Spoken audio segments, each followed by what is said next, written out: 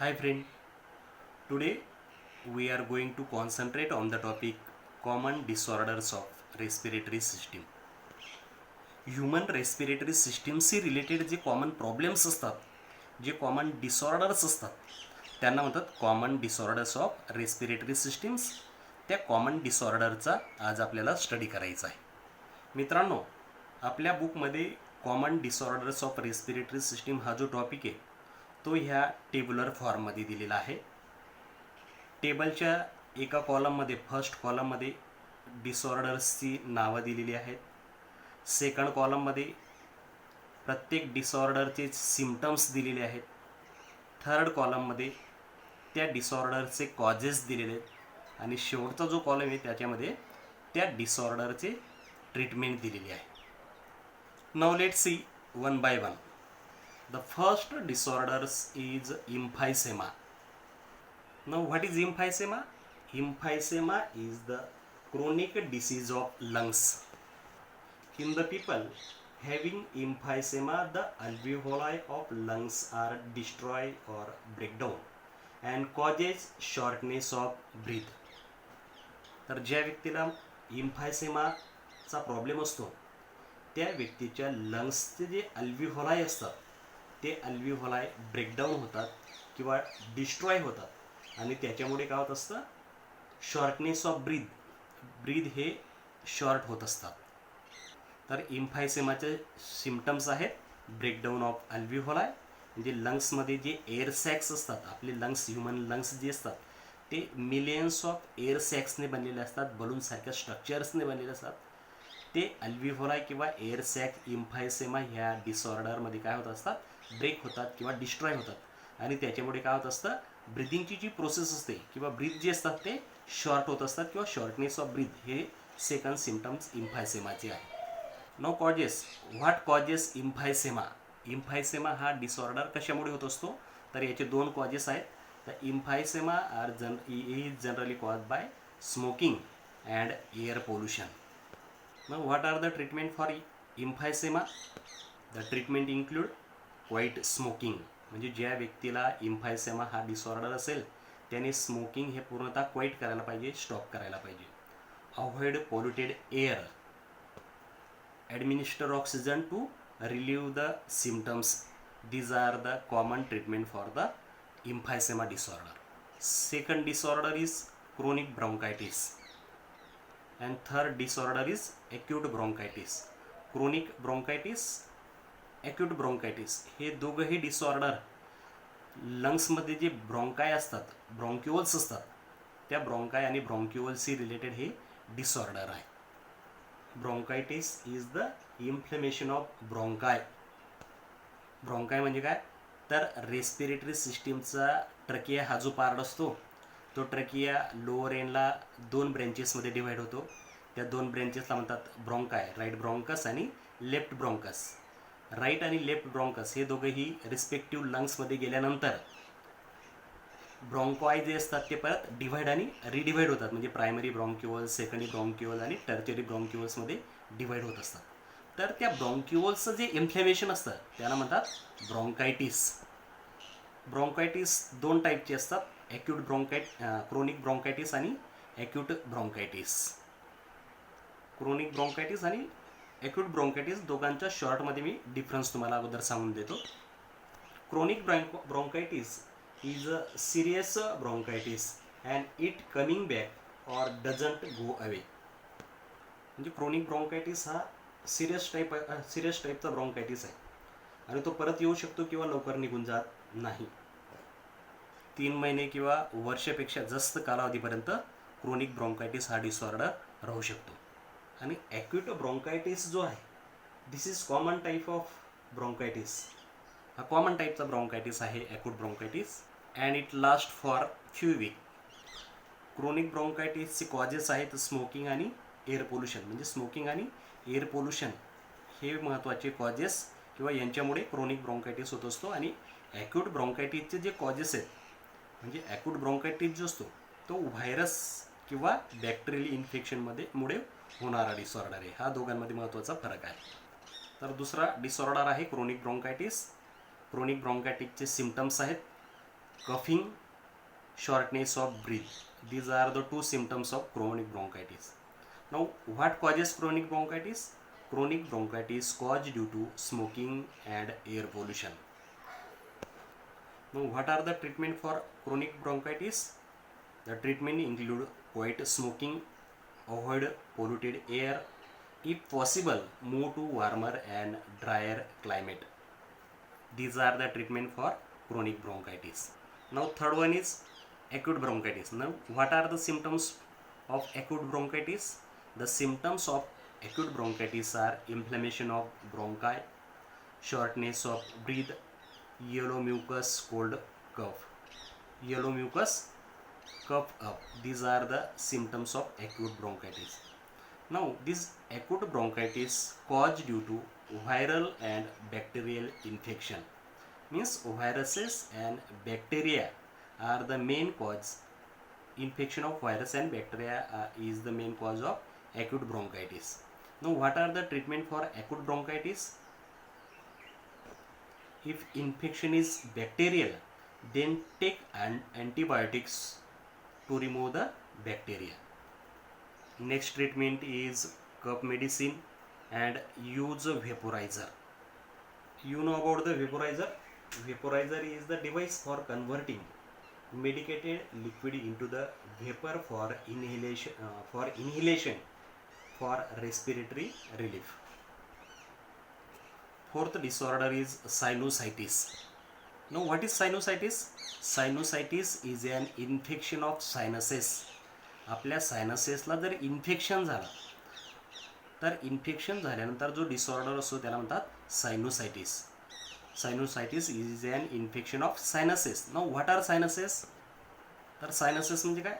तर sinuses are the small air pockets or cavities located behind our forehead, located near the nose and in cheeks bone, and these are also present in between the eyes. When that sinuses get infected by viruses or bacteria, then that disorder is called sinusitis. Now, what are the symptoms for sinusitis? Sinusitisचे symptoms काय आहेत? तर inflammation of the sinuses आणि second symptom आहे mucus discharge. This sinusitis disorder is caused by viruses and bacteria.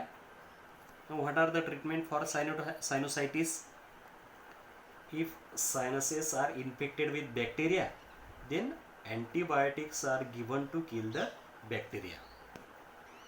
Next treatment is decongestant. Use of decongestant is also treatment there. Decongestants are the medicines that are used to help reduce the symptoms of blocked nose. Decongestant जे असतात ते नझल ड्रॉपच्या स्वरूपामध्ये असतात किंवा नझल स्प्रेच्या स्वरूपामध्ये असतात, tablet, capsule किंवा सिरपच्या स्वरूपामध्ये असतात. परत use of vaporiser is also treatment there. The next disorder of respiratory system is laryngitis. Inflammation or swelling of larynx is called laryngitis. आपल्या थ्रोट रिजनमध्ये जो लॅरिंग्स असतो त्या लॅरिंग्सचं जर स्वेलिंग झालं किंवा काही कारणामुळे इन्फ्लेमेशन झालं तर त्या डिसऑर्डरला म्हणतात लॅरिंजायटिस. तर लॅरिंजायटिसचे सिम्पटम्स आहेत इन्फ्लेमेशन ऑफ लॅरिंग्स, नंतरचं सिम्पटम्स आहेत इन्फ्लेमेशन ऑफ व्होकल कॉर्ड्स. लॅरिंग्सला आपण काय म्हणतो? व्हॉइस बॉक्स किंवा साऊंड प्रोड्युसिंग ऑर्गन्स म्हणतो. त्या व्हॉइस बॉक्समध्ये किंवा साऊंड प्रोड्युसिंग ऑर्गन्समध्ये काय असतात? व्होकल कॉर्ड्स असतात. तर व्होकल कॉर्डसुद्धा लॅरिंजायटिसमध्ये इन्फ्लेमेशन झालेलं असतं त्यांना. त्याच्यानंतर सोअर थ्रोट म्हणजे घसा खवखवणे असं ज्याला आपण म्हणतो ते सुद्धा एक लॅरिंजायटिसचं सिम्पटम्स आहे. Hoarseness of voice is also symptoms of laryngitis. Hoarseness of voice म्हणजे आवाजाची क्वालिटी चेंज होत असतो, आवाज हा जड होत असतो. नंतरचं सिम्पटम आहे mucus buildup and cough. These are the symptoms of laryngitis. Now what causes laryngitis? Laryngitis are cause due to viral and bacterial infection. Viral and bacterial infection is the common cause of laryngitis. Laryngitis हे डिसऑर्डरसाठी symptoms आहेत. जर bacterial infection असेल तर अँटीबायोटिकचा use करणे जेणेकरून bacteria जे असतील ते बॅक्टेरिया त्या ठिकाणी डिस्ट्रॉय होतील. त्याच्यानंतर पुढची ट्रीटमेंट आहे cough medicine, voice rest. Next treatment is avoid irritant like smoke. Next respiratory disorder is pneumonia. Pneumonia is a lung infection that can range from mild to severe. Pneumonia are inflammation of lungs ranging from mild to severe. Next symptom is cough and fever. Next symptoms of pneumonia is shortness of breath, chills, sweating, chest pain, blood in mucus. These are the symptoms of pneumonia. Now, what causes pneumonia? Pneumonia is caused due to infection of bacteria and viruses. Streptococcus pneumoniae नावाचे bacteria किंवा मायकोप्लाझ्मा pneumonia नावाचे bacteria जे असतात त्यांच्यामुळे त्यांच्या इन्फेक्शनमुळे pneumonia हा disorder होत असतो. त्याच्यानंतर इन्फ्लुएंजासारखे ते व्हायरसेस असतात, इन्फ्लुएंजाचे व्हायरस, त्या व्हायरल इन्फेक्शनमुळे सुद्धा न्यूमोनिया हा डिसऑर्डर होत असतो. Now the treatment for pneumonia is when pneumonia develop, that time consult physician immediately. Patient speedy recover होण्यासाठी अँटीबायोटिक्सचा डोसेस देणं महत्त्वाचं असतं. त्याच्यानंतर कफ मेडिसिन अँड स्टे वॉर्म हे सर्व ट्रीटमेंट्स न्यूमोनिया या डिसऑर्डरशी संबंधित आहेत. पुढचा डिसऑर्डर आहे अस्थमा, ज्याला मराठीत आपण दमा असं म्हणतो. Asthma is an inflammatory disease of the airway to the lungs.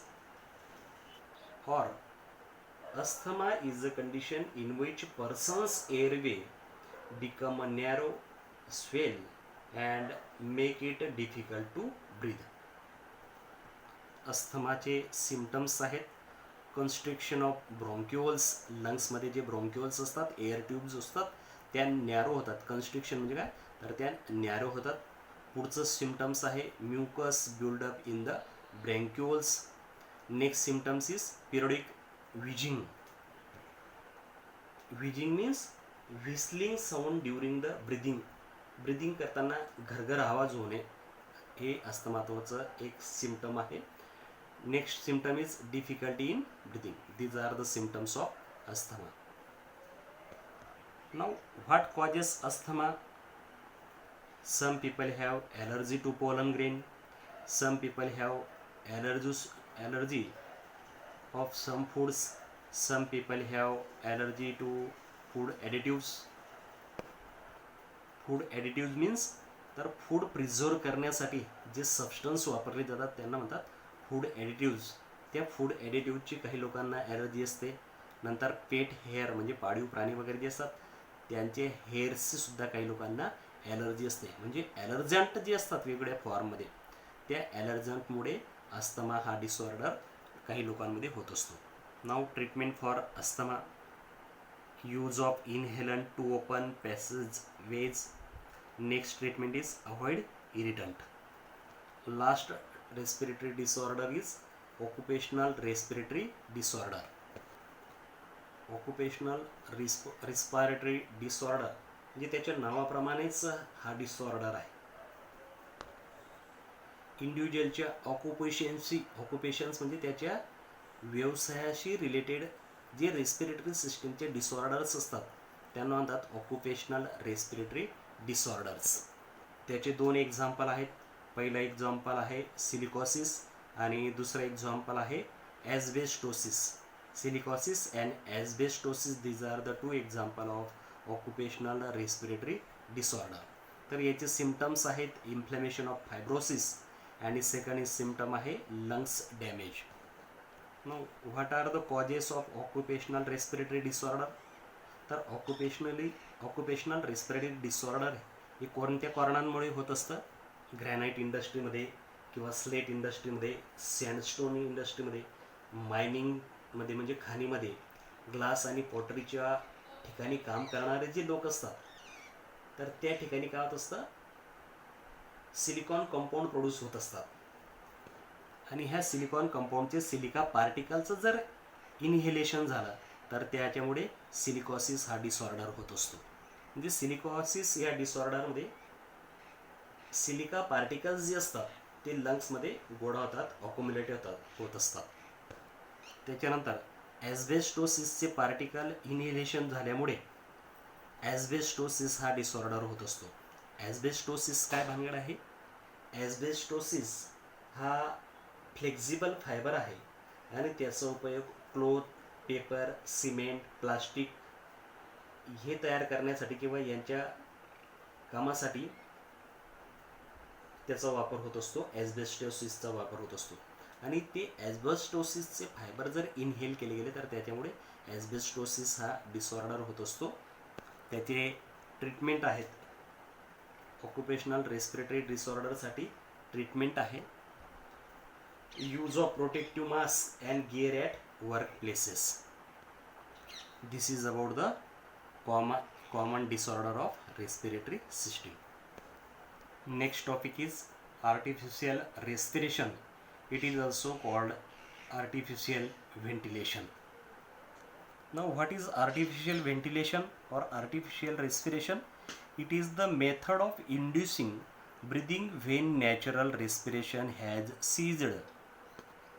Means artificial method is provided to a person who has stopped the breathing because of drowning, choking, suffocation or electric shock. If this method used properly and quickly, it can prevent the death of person. Artificial ventilation or artificial respiration. This process involves two main steps. First step is mouth to mouth respiration and second is ventilator. Mouth to mouth respiration is ancient method. In this method, the patient is placed on his back on the surface. म्हणजे या मेथडमध्ये patient जो असेल, समजा त्याला electric shock लागला असेल किंवा त्याच्या ड्रॉनिंग झालं असेल, त्याच्यामुळे जर समजा त्याचं नॅचरल रेस्पिरेशन स्टॉप झालं असेल तर अशा व्यक्तीला सरफेसवर झोपवल्यानंतर ऑपरेटर जो असतो तो त्या पेशंटचा नोज त्याच्या फिंगरच्या मदतीने क्लोज करतो आणि ऑपरेटर डीप ब्रीथ करून त्या पेशंटच्या माउथमध्ये ब्लो करतो. This process is repeated about 10 to 15 minutes per time. The second method of artificial ventilation or artificial respiration is ventilator. It is mechanical method or it is mechanical mean. Ventilator is a machine that support breathing and used during surgery, treatment for serious lung diseases or condition when normal breathing fail. It is mainly used hospital as a part of life support system. Now, what ventilator do? Ventilator do following things. First is ventilator get oxygen into the lungs. Ventilator remove carbon dioxide from the lungs, and this ventilator also helps the patient